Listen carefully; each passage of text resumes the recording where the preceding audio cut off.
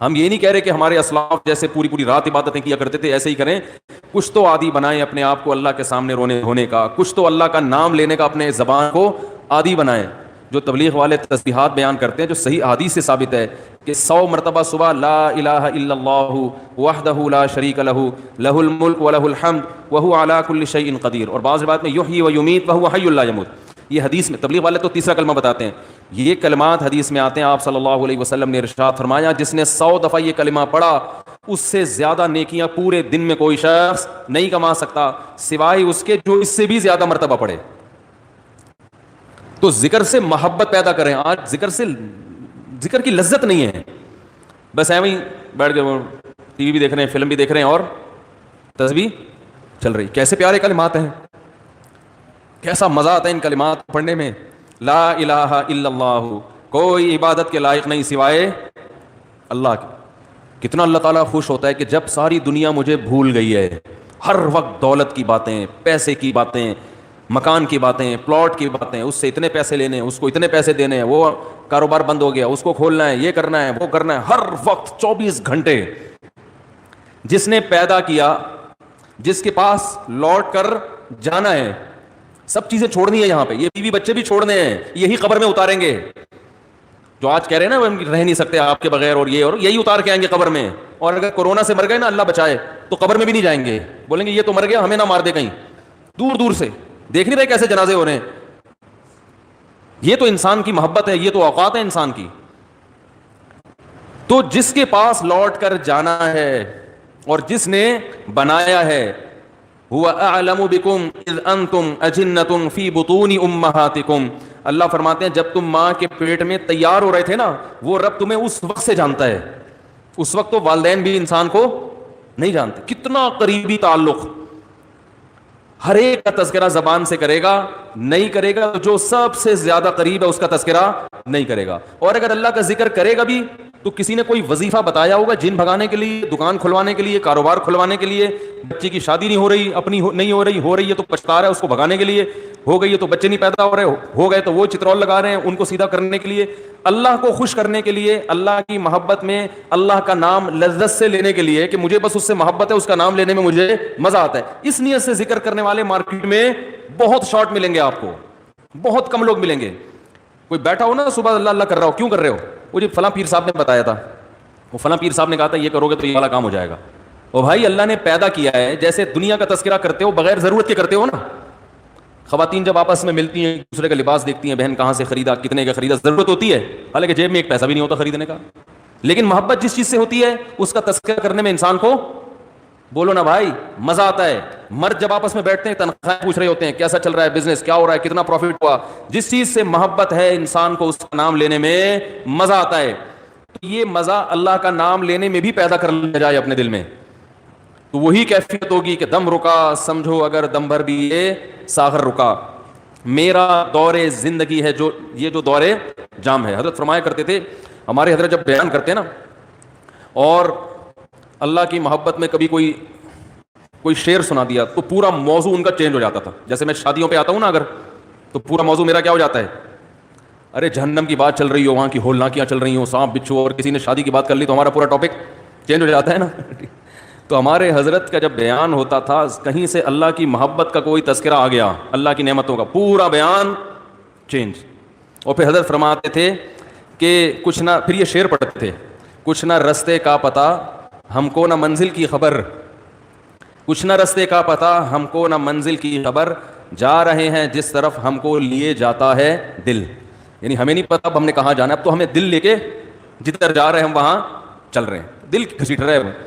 تو اللہ کی محبت میں یہ حال کہ اب دل جہاں لے کے جائے گا وہاں, تو دل تو یہی کہہ رہا تھا بس اللہ کا تذکرہ کرو بیٹھ کے.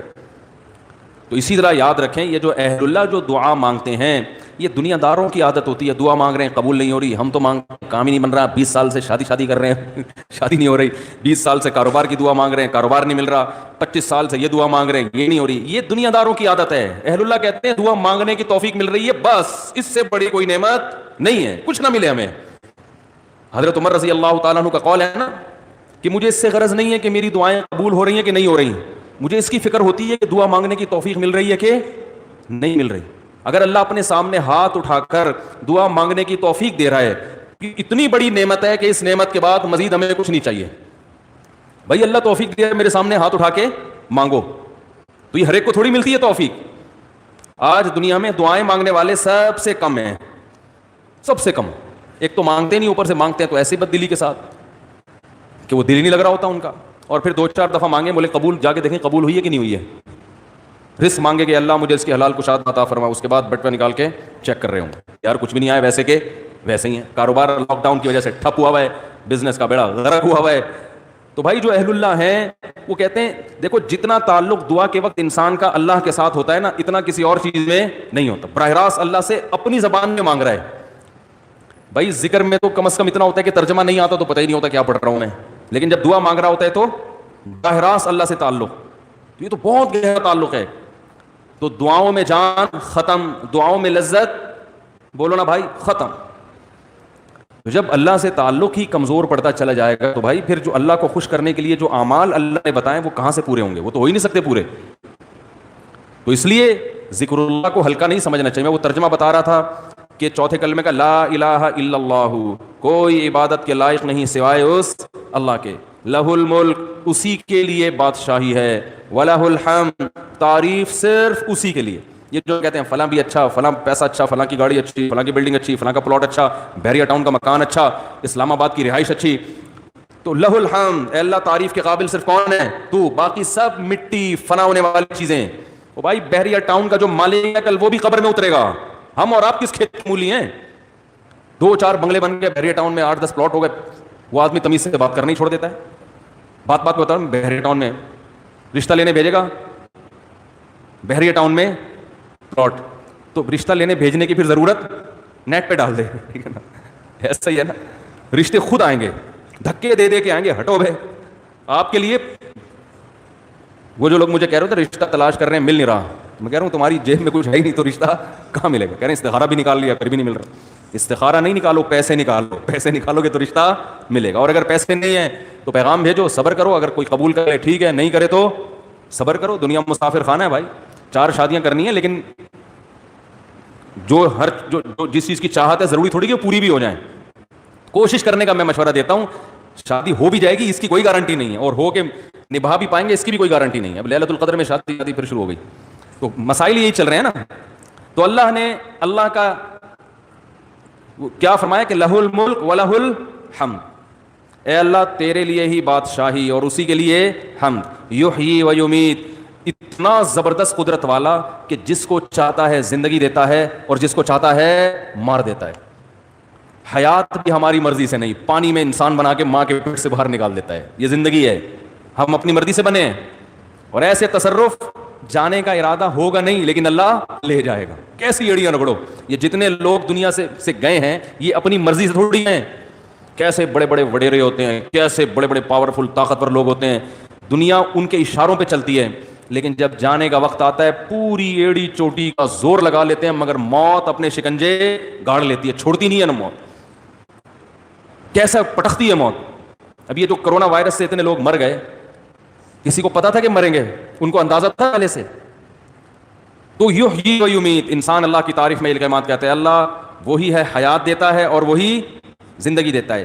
وہو حی لا یموت، وہ زندہ ہے اس پر کبھی موت نہیں آئے گی. وہو علی کل شیء قدیر، اور وہ ہر چیز پر قدرت رکھتا ہے. تو یہ کلمات 100 دفعہ ترجمہ سوچ کے، مفہوم سوچ کے، صرف اللہ کو خوش کرنے کے لیے، اس نیت سے کہ اللہ کی محبت کی چنگاری ہمارے دل میں پیدا ہو جائے. تو ارادہ کرتے ہو کہ نہیں کرتے بھائی؟ زندگی بھر معمول بناؤ، 100 دفعہ صبح، 100 دفعہ شام. شیطان کیا کرے گا کہ جب آپ بیٹھو گے تو دل نہیں لگے گا آپ کا. کہو گے مفتی صاحب نے تو کہا تھا دم رکا سمجھو اگر دم بھر بھی یہ ساغر رکا. ذکر اللہ کی تو ایسی لذت ہے کہ 1 منٹ کے لیے زبان رک گئی تو ہمارا دم گھٹ گیا. ہمارا تو پڑھنے میں دم گھٹ رہا ہے. پھپھی کا فون آ رہا ہے، موبائل بار بار اٹھا کے چیک کر رہے ہیں، یار کس کا فون. آج کل ذکر کر رہے ہوتے ہیں نا، دیکھو تراویح میں ہر 2 رکعت کے بعد بعض لوگ چیک کر رہے ہوتے ہیں، کچھ آیت تو نہیں ہے. خالہ کا فون ہے، پھپھی کا فون ہے، فلانے کا ہے، کیا ہے وہ سب. تو وہ تو اتنی ٹینشن ہے آج کل ذکر کرنا. آپ کہیں گے مفتی صاحب نے فون کیا، مفتی صاحب نے بیان کیا تھا کہ دم رکا سمجھو اگر دم بھر بھی یہ ساغر رکا، تو آپ کا دل نہیں لگے گا. تو چھوڑنا نہیں ہے، دل لگے یا نہ لگے تھوڑے دنوں کے بعد اس کی لذت دیکھو، ٹیسٹ گین کرنا پڑتا ہے نا. مجھے یاد ہے جب یہ ڈیو نئی نئی آئی نا تو پیپسی والے ڈیو فری میں بانٹ رہے تھے, کیونکہ پہلی دفعہ ڈیو پینا ایسے لگتا ہے جیسے کھانسی کا شربت پی رہے ہیں. ایسا ہی تھا نا, لوگ نہیں پی رہے تھے, انہوں نے فری بانٹی. ہماری قوم ایسی ہے, فری میں آپ بلیچ بھی پلاتے ہیں تو پی لے گی, بھائی فری ہے نا, پیسے تھوڑی خرچ ہو رہے ہیں. تو لوگوں نے فری میں پینا شروع کرتے کرتے اس ٹیسٹ کے کیا ہو گئے, بولو نا یار, عادت پڑ گئی اس کی. تو لت لگانی پڑتی ہے, ٹیسٹ گین کرنا پڑتا ہے. ابھی کبھی اللہ کا نام لیا ہی نہیں ہے زندگی بھر, لیا بھی ہے تو ایسے ہی قوالی میں لیا ہے, قوالیوں میں لے رہے ہیں اللہ کا نام. تمیز بیٹھ کے اللہ کا نام لینا, اس کا بھی ایک ٹیسٹ ہے, کیونکہ غلط چیزوں کا ٹیسٹ اتنا زیادہ. دیکھو جو ڈبے کے دودھ کے عادی ہوتے ہیں نا بچے, ان کو آپ بھینس کا خالص دودھ پلاؤ الٹی کر دیں گے, وہ ان کو اس میں سے بدبو آ رہی ہوتی ہے. حالانکہ وہ بدبو نہیں بلکہ خوشبو ہوتی ہے. بھینس کے دودھ میں بدبو ہوتی ہے خوشبو ہوتی ہے؟ خوشبو ہے. میں سعودیہ گیا نا, 2 مہینے کا ویزا تھا میرا, تو 2 مہینے میں نے بھینس کا دودھ نہیں ملا, ڈبے کا ہی پیتے رہے. حالانکہ وہ بھی یہی ہوتا ہے, لیکن ایک پروسیس سے گزر کے پتہ نہیں اس میں وہ ذائقہ ہی نہیں تھا. جب میں یہاں آیا کچن میں جاتے ہی میں نے جیسے ہی دودھ کی دیگچی کا ڈھکن ہٹایا ہے, جو خوشبو کے جھونکے آئے ہیں, میں نے کہا یار کیسا پیارا دودھ ہمیں اللہ نے دیا ہے. فوراً گلاس بھر کے پیا, اتنا ذائقے والا دودھ ہے یہ. تو جو ڈبے کے دودھ کا عادی ہو اسے بھینس کا دودھ پہلے 1 چمچ پلاؤ, دیکھو الٹی تو نہیں کر رہا, پھر 2 چمچ, آہستہ آہستہ آہستہ آہستہ, پھر اسے ایسا چسکا لگے گا کہ ڈبے کا اس کو اچھا نہیں لگے گا. جس بچے کو دیسی گھی کھانے کی عادت نہیں ہے تو اسے آہستہ آہستہ دیسی گھی چٹانا پڑتا ہے. تھوڑے دنوں میں دیسی گھی کی لذت سے مانوس ہو جائے گا, پھر اسے یہ دوسرا گھی اچھا نہیں لگے گا. عرب زیتون اتنا کھاتے ہیں, انہیں زیتون نہ ملے تو مر جائیں. ہمارے یہاں زیتون کسی کو کھلاؤ وہ کہتے ہیں یہ کیا کڑوا. تو ایسے یاد رکھو, انسان اپنی زبان کا ذائقہ خراب کر دیتا ہے, تو اللہ کا ذکر کرتے کرتے کرتے کرتے کیا ہوگا, ٹیسٹ گین ہو جائے گا. آپ کو پتہ ہے جو اذان سننے کے عادی ہیں ان کو یورپ میں, امریکہ میں بڑی ٹینشن ہوتی ہے کہ بہت دنوں سے اذان کی آواز نہیں سنی, کیونکہ ان کے کان اس ٹیسٹ کے عادی ہو چکے ہوتے ہیں, فضاؤں میں اللہ کا نام گونجتا ہوا سنائی نہیں دے رہا. جب فجر کے وقت خاموشی ہوتی ہے نا, کیسے مختلف مسجدوں سے اللہ کا نام فضاؤں میں گونجنا شروع, ادھر سے آواز آتی ہے اللہ اکبر اللہ اکبر, ادھر سے آواز آتی ہے اللہ اکبر اللہ اکبر, ادھر سے آواز آتی ہے. ہم اس ٹیسٹ کے عادی ہو چکے ہیں, ہمیں یہ آواز اگر نہ آئے تو ہماری طبیعت میں بے سکونی ہوتی ہے. ہمارے کزن ایک امریکہ میں ویڈیو کال پہ بات کر رہا تھا ان سے اسکائپ پہ, تو میرا گھر تو مسجد کے بالکل اوپر ہے, اذان کی آواز بہت تیز آتی ہے الحمدللہ. تو میں جب بات کر رہا تھا, بات کرتے کرتے عشاء کی اذان ہو گئی, تو وہ اذان کی آواز ان کو ہی کہہ رہے ہیں آج میں نے 10 سال کے بعد براہ راست اذان کی آواز سنی ہے. ان کو سکون مل رہا